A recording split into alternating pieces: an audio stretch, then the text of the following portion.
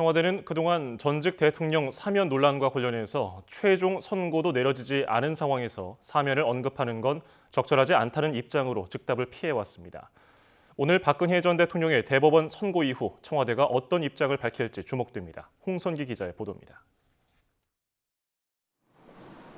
새해 벽두부터 정가를 강타한 전직 대통령 사면 논란에 청와대는 공식 입장이 없다고만 답해왔습니다.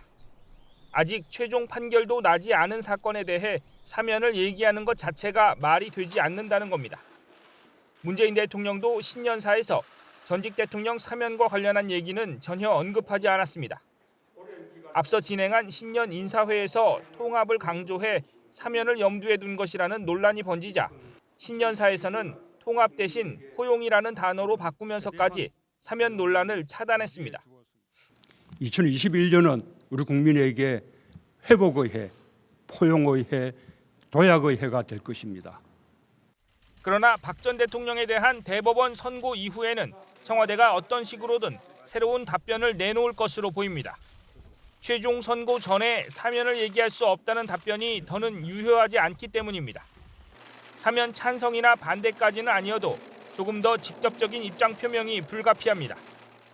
이와 관련해 최재성 청와대 정무수석은 한 라디오 방송에 출연해 사면은 국민의 입장에서 해야 한다며 여론이 중요하다는 점을 강조하기도 했습니다. 사면 논란을 촉발한 이낙연 더불어민주당 대표가 문재인 대통령에게 직접 건의하겠다던 적절한 시기는 대법원 선고 이후를 염두에 뒀을 수도 있습니다. 사회 갈등을 완화하고 국민 통합을 이루어야 합니다. 적절한 시기에 대통령님께 건의드릴 생각입니다. 이렇게 되면 문재인 대통령이 직접 입장을 밝힐 가능성도 있습니다. 또 조만간 있을 신년 기자회견에서도 어떤 식으로든 사면과 관련한 질문이 있을 것으로 예상돼 이에 대한 문 대통령의 생각을 직접 들을 수 있을 것으로 보입니다. YTN 홍성기입니다.